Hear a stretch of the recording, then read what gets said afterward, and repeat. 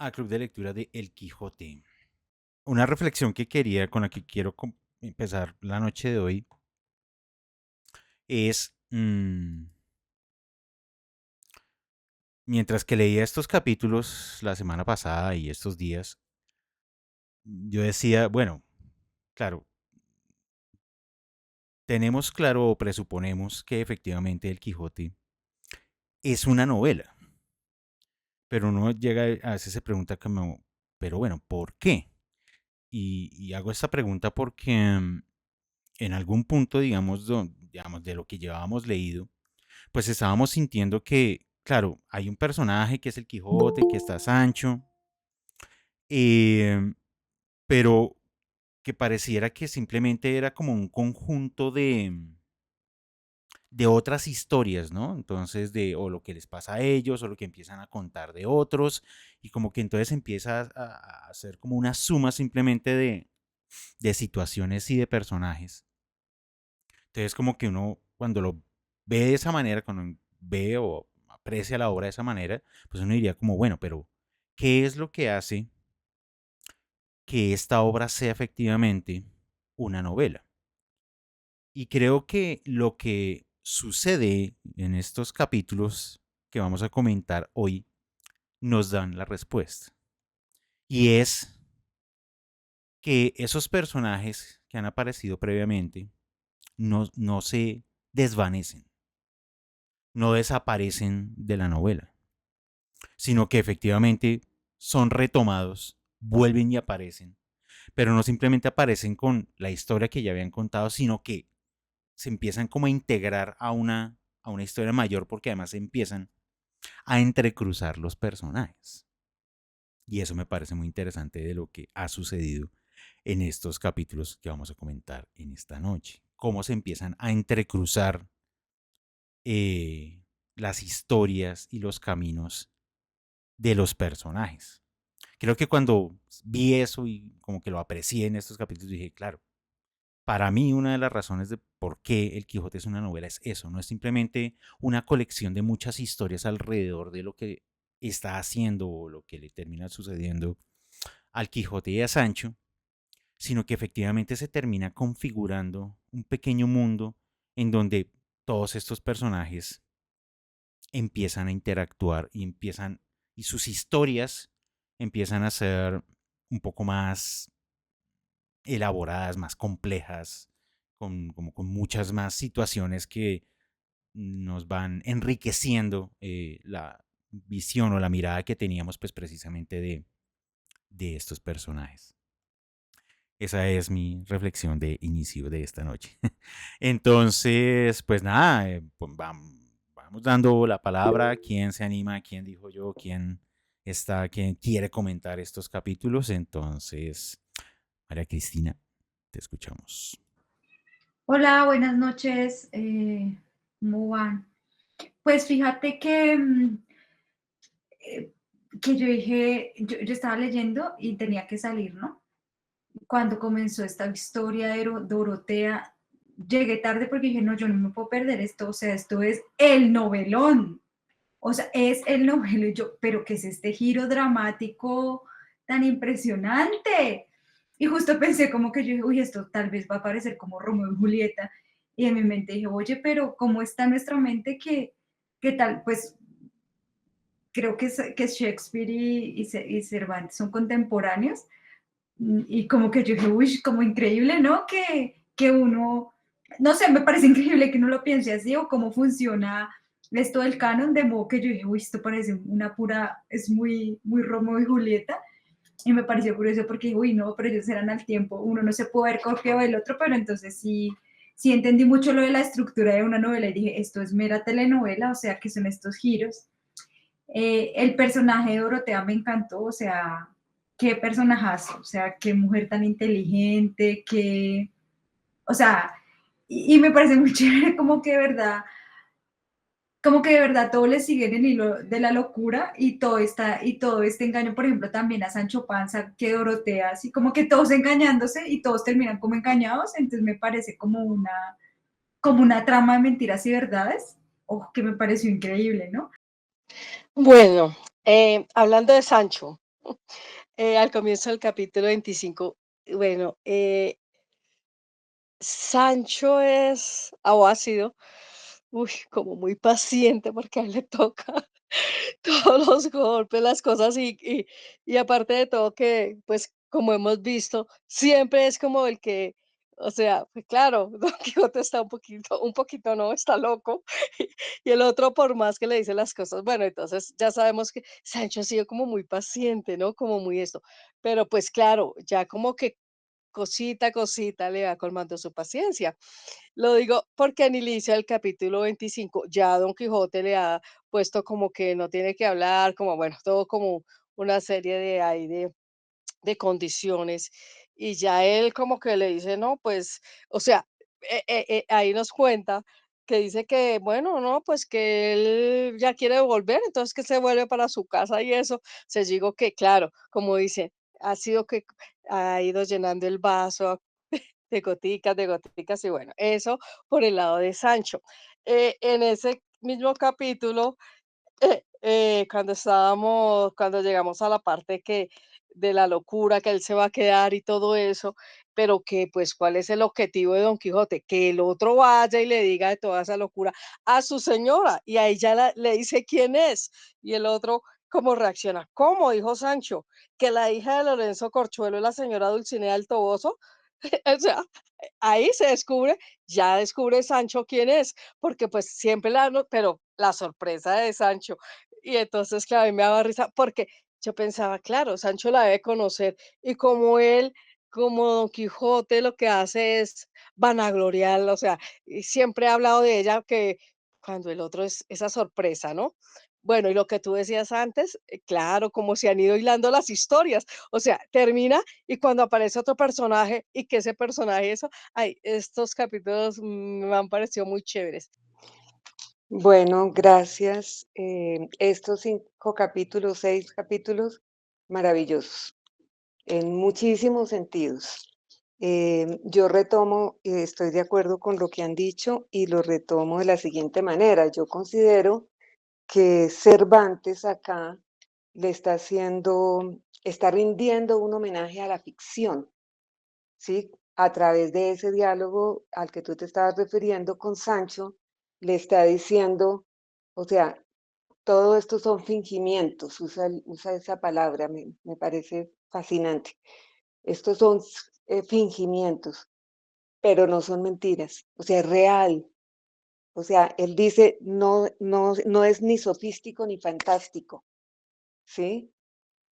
Lo que hacemos todos, lo que hizo Amadís, y entonces comienza a hablar de las diferentes mujeres en sus listas que son tan fabulosas, es lo mismo que yo hago, y tú ya lo dijiste súper. O sea, no importa quién sea en quien se concrete, ¿sí? Lo importante es esa idea o esa mujer idealizada. Eso es lo importante y sobre todo que eso le da un valor al hombre, de ser capaz de crear, porque eso es crear esa mujer.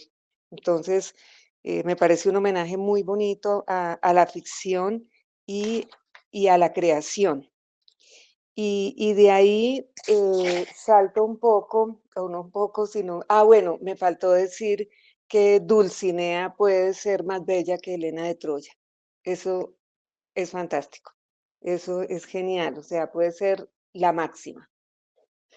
Y entonces yo quiero saltar ahí al arte, ¿cierto? Porque él entonces nos dice que lo que él está haciendo, o sea, Cervantes y Don Quijote, es arte, porque el arte nace de la imitación, ¿cierto? De imitar e imitar. Y que es lo que él, como tú lo estabas diciendo ahora, lo que quiere es imitar a la Amadís, porque ahí hay una misión, pero me gusta mucho que ya muy claramente la refiere al arte. Y en todo este asunto de la ficción y el arte, entonces es muy bello que va, digamos, a los maestros, ¿cierto?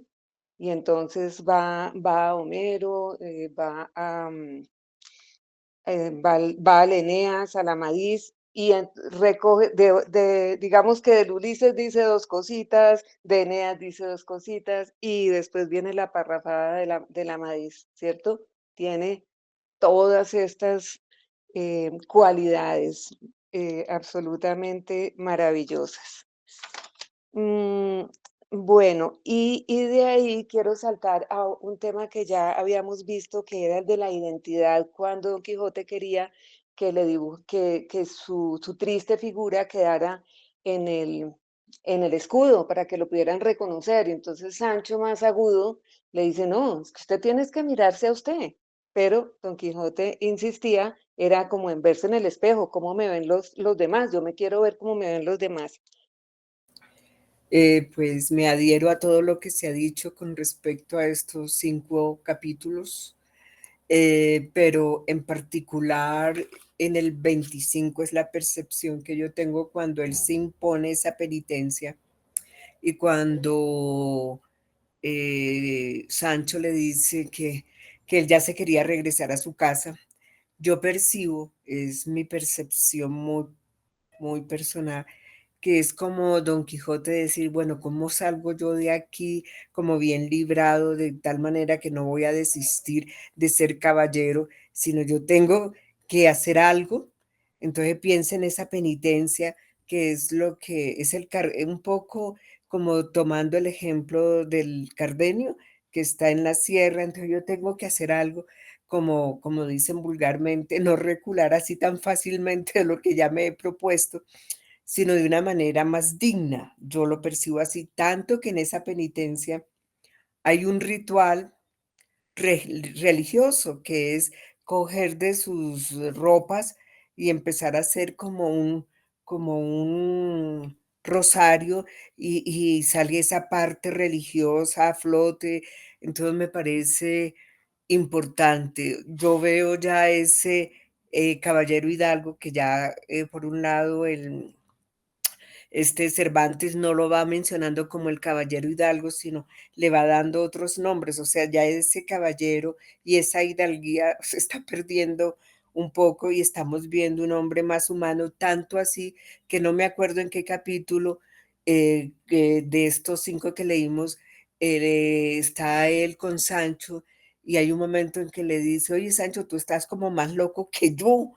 Entonces le dice, no, pero es que así no es. Entonces yo veo ese caballero un poco más consciente de la realidad que está viviendo, el tema de Dorotea maravilloso, y la cuestión de cómo se juega también que es una mujer que ha leído en las novelas de caballería, entonces empieza ese juego y esa manipulación de, bueno, por aquí es, pero bastante, yo personalmente me reí muchísimo. Y la cuestión de todo ese artilugio que monta el barbero, Cardenio, la Dorotea, y todos en última resultan más locos que el pobre Quijote. Interesante, muy interesante estos 5 capítulos. Y esa humanidad ya que se ve menos de guerrero y más de humano y más de cuerdo, diría yo. Qué pena con todos, es mi primera aquí con el Quijote y pues ustedes van súper adelantados, yo no alcancé a leerlo esta vez, pero entonces me llamó mucho la atención la traducción. Y lo que dice, entonces de pronto ya has hablado muchas veces de esto, pero podrías conversarme un poquitico sobre esta traducción que coincide ese capítulo 25 con otro que podamos conseguir regularmente y en qué cambia, qué tanto cambia esta traducción. Gracias, Liliana. En general hay como dos grandes versiones del Quijote. La que se ajusta mucho más al español antiguo, que son, hasta donde yo recuerdo, la edición del Quinto Centenario, la de Alfaguara y todas estas ediciones, que tienen muchos pies de página, precisamente porque tienen que explicar muchas referencias y muchos usos de ese lenguaje de español antiguo para poder yo como entender un poco sobre todo el contexto de la historia que me están contando. La versión que yo recomendé desde el inicio de este club, que es la de Andrés Trapiello, ese señor lo que llega y hace es un ajuste de lenguaje para que ciertas expresiones que pueden ser ya demasiado arcaicas para nosotros se ajusten a la historia sin estar alterando la historia misma. Entonces, claro, es como una suerte de modernización del lenguaje, pero sin caer en la modernización pura y total de un español siglo XXI, siglo XX. De todas maneras, él dice, hago un ajuste, pero obviamente mantengo el espíritu de cómo es que está construida la obra originalmente. O sea, tampoco quiero como simplemente crear una modernización del Quijote y pues brincarme esos elementos que son muy importantes, que nos hemos dado cuenta que son muy importantes, que es la manera como se expresan los personajes. O sea, si uno le cambia las expresiones a los personajes, hombre, se está perdiendo ya uno demasiado del Quijote. Entonces, digamos que el ajuste de Trapiello es sobre todo como expresiones y formas expresivas del español antiguo que se ajusten más contemporáneamente al nuestro sin alejarse del español del siglo XVII.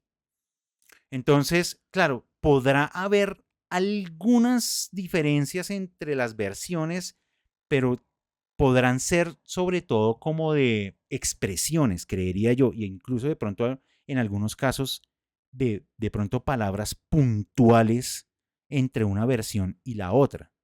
Pero creería yo, porque pues no conozco digamos, las versiones de nuevo, la del quinto centenario y todas estas, no creo que los cambios sean como tan marcados como para que uno sienta que casi que son dos versiones totalmente diferentes del Quijote. Esa sería mi apreciación al respecto. Gracias. ¿Y los capítulos coinciden o no? Porque yo estuve mirando y no di. Entonces, Hasta donde yo tengo entendido, sí. O sea, es decir, las versiones completas, porque recordemos que hay versiones no completas del Quijote, donde a veces se brincan algunos capítulos porque los resumen o simplemente se los brincan y pasan a otro. Pero sí, las versiones completas coinciden los capítulos. Que puede que perfecto. cambien, por ejemplo, el nombre. Entonces, digamos, el capítulo 30, en el caso de María Cristina ha coincidido, y recuerdo que el de María Cristina era la de Austral, que esa es una de esas ediciones que conserva mucho el lenguaje del español antiguo. El capítulo 30 en la edición que yo tengo se llama que trata del gracioso artificio y cálculo que se tuvo para sacar a nuestro enamorado caballero de la asperísima penitencia en que se había puesto. Que de pronto en las descripciones de que los que ustedes tienen cambien una o dos palabras, seguramente, pero tiene que coincidir temáticamente. O sea, que ese es el capítulo en donde efectivamente pasa que ya está Dorotea hablando con, bueno, la princesa Micomicona, hablando con el Quijote para intentarlo sacar de su situación. O sea, en eso sí tenemos que coincidir todos o sea, todas las ediciones deberían estar coincidiendo. El mío es Penguin clásico y sí usa el español re antiguo y esa página tiene 1400 pies de página. Sí, yo sé que esas versiones traen bastante pie de página. Claro, lo que puede que no coincida, eso sí, pues es el número de página. O sea, claro, en mi versión es la 283, pero si hay un montón de pies de página, pues podrá ser la 300 y punta o la 400, porque eso se va corriendo a la numeración cuando hay demasiados pies de página cargados en cada uno de los capítulos. Puede que eso sí no coincida. 368, sí, pues claro, o sea, eso es un cálculo al ojo, o sea, eso tiene que ir al menos 100 adelante. Pero si decimos el capítulo 30, todos estamos en ese mismo capítulo. Eso sí, no tengo la menor duda de eso. Entonces, así, digamos, así Muchas nos podemos gracias. ubicar. Perfecto, muchas gracias. Vale. ¿Algo más que se nos haya quedado por ahí en el tintero? Mm, yo, Dime, ¿puedo Marcela. hablar? Dime, por No, favor. yo que Por favor. No es que vi que otra persona. Ah, no, creo que yo fui la que levanté la mano. Ay, Dios mío, Sí. soy loca. Pensé que era otra persona, pero ya me di cuenta que fui yo. Bueno, no, yo quería agregar, pues algo que no mencionamos. Pues bueno, ya lo habíamos así como tocado, pero la gran imaginación de Dorotea cuando empieza a narrar quién era su padre, el nombre, em, que era que tenía, ¿cómo es que dicen? Que era como, tenía como algo mágico, no poderes mágicos, llamémoslo así, ¿no? Ahorita, bueno, y entonces empieza a decirle que claro, que él ya vio antes, o sea, que predijo que su madre y que después él iba a morir y que, o sea, eso me, me llamó la atención porque yo dije, uy, en un momentico ella, todo le fluyó, o sea, esa imaginación, todo, todo, y el tal gigante, el nombre del gigante, todo lo que iba a pasar, y ahí entra que ella iba a encontrar a un, a un personaje que se llamaba, que iba a ser como, ahí dice, Don Azote o Don Quijote, no se acordó, a mí me daba una risa leyendo esa parte. Entonces, como quería mencionar esto, toda la imaginación para crearle bien el cuento a Don Quijote. Y otra cosa, pues, claro, ¿qué va a pasar después? Esa es una intriga. Digo, cuando ya se sepa, cuando si es que lo logran sacar de allá y eso, ¿qué va a pasar después? ¿Cómo va a sostener esa mentira? Gracias, Marcela. Claro, dio la casualidad de que detenernos en el capítulo 30, pues era que esa historia nos quedaba incompleta y que pues toca mirar a ver si toda esa imaginería de, de Dorotea pues funciona o no para, para podernos llevar al Quijote de donde está, ¿no? Eso, eso lo veremos en el siguiente encuentro. Em, lo sorprendente de ella, además pues de lo que ya hemos señalado, Sancho discrimina con respecto a los negros de Micomicón, los llevaría a España donde pagarían de contado pensando en la ganancia. Sí, estaba leyendo precisamente ese fragmento, Puri, porque, claro, o sea, Dorotea es tan buena armando la historia que, claro, da tantos detalles que empiezan a aparecer como esos, como comentarios, digamos, a la historia que ella está contando. Precisamente por la cantidad de detalles que ella da. Si yo voy a contar una mentira con muchos detalles, yo tengo que tener mucho cuidado porque luego me van a coger cortico con los mismos detalles que yo estoy dando. Pero Dorotea es capaz de incluso ir aclarando como todas esas cosas a medida que va contando la historia. O sea, como que alguien le pregunta, pero ¿cómo así? Pero ¿y qué hace? Pero no tiene sus vasallos son negros y ella, pero no importa. Ella tiene como esa versatilidad narrativa de llegar e ir ajustando la historia para que efectivamente pueda ir avanzando por donde la quiere llevar. Creo que eso es otro de los rasgos eh, fantásticos, o sea, que se agradecen de ese personaje, de Dorotea. Y por eso creo que su valor en este momento dentro de la historia, por esa gran habilidad que tiene de que primero está creando la historia al paso, pero además la puede ir ajustando a propósito de lo que le vayan comentando. O sea, ella no se queda como callada, uy, no, o sea, me cogieron en la mentira. No, ella está de cabeza. O sea, como que yo voy a contar esta historia y la voy a sostener hasta el último momento. Y pues para eso uno le toca irse ajustando a lo que pues le van preguntando o le van señalando. Entonces uno dice como tremendo personaje que ella tenga pues todas esas habilidades para poder hacer lo que está haciendo. Es muy curioso que en esta selección y sección de capítulos para comentar en la noche de hoy, pues es como un paquete de capítulos que están definidos por estas dos grandes historias, o sea, el Quijote y la necesidad de llevárselo para la casa, el Quijote y su deseo de que le llegue la carta a Dulcinea y pues esta gran historia de Cardenio y Dorotea y Lucinda. Porque claro, para contar toda esa historia, y reitero en ello, pues tiene que haber un montón de elementos narrativos que me mantengan enganchado a esa historia, entre ellos pues precisamente todas esas situaciones hilarantes, medio absurdas de la historia que están contando. Eh, Creo que en ese punto de esta historia, cuando ya estamos hablando de la princesa Micomicona, yo casi que lo veía teatralmente, ¿no? O sea, yo como que tenía unas ganas de decir, deberían poner esto, o sea, debería existir una obra de teatro que se llame así, La princesa Micomicona. Y ya, y que solo representen ese cuadro, porque es tan visual, es tan hilarante, pasan cosas tan absurdas en todo ese cuadro que debe ser muy divertido verlo en una puesta en escena, por lo absurdo de toda la situación que está pasando.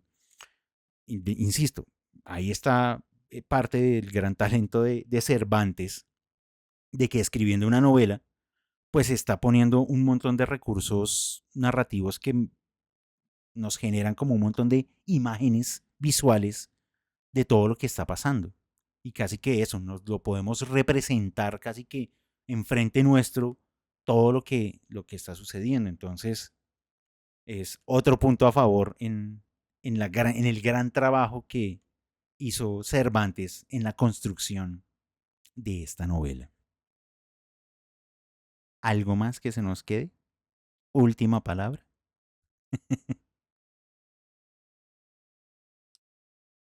Bien. Como estamos recuperando sesión que no se había hecho hace 8 días, y fue por mi culpa, lo acepto, para que no se nos desajuste las fechas, entonces dentro de 8 días nos volvemos a encontrar. De pronto las personas que llegan aquí por primera vez el día de hoy, nos estamos encontrando cada 15 días. Entonces, estamos recuperando encuentro de hace 8 porque no habíamos hecho. Y pues entonces nos vemos en 8 días para volver a quedar en los horarios que teníamos. De ahí para adelante, la siguiente sesión ya sería en 15 días y la idea es seguir en 15 días y en 15 días las sesiones que nos faltan. Entonces, para dentro de 8 días es del capítulo 31 al 36. Recuerden, vamos de a 6. Esa es la cuenta, no se vayan a perder. Vamos de a 6, entonces, para dentro de 8 días del 31 al 36. A ver cómo termina esta historia de la princesa. Vamos a ver si definitivamente si logran llevarse al Quijote. Intuimos que no, porque pues vamos por la mitad de la novela. Pero necesitamos saber cómo suceden las cosas. Eso es lo importante. O sea, aquí no hay spoiler por eso. O sea, pues seguramente no lo convencen, pero necesitamos saber qué falló. ¿Qué fue lo que falló en la historia para que no se lo pudieran llevar? Porque bueno, esa es mi hipótesis, ¿no? Vamos a ver. Entonces, eso, reitero, del 31 al 36 nos vemos en 8 días en este mismo enlace. Como siempre, y muchísimas gracias por su presencia en este club. Sé que es maratónico lo que estamos haciendo, pero les agradezco muchísimo pues toda su disposición para la lectura y pues para estar acá comentando y charlando entre todos un poco pues cómo vamos en la obra. Entonces, descansen, duerman, sigan leyendo, sigan disfrutando de esta obra y nos vemos en 8 días. Gracias, gracias. Bueno,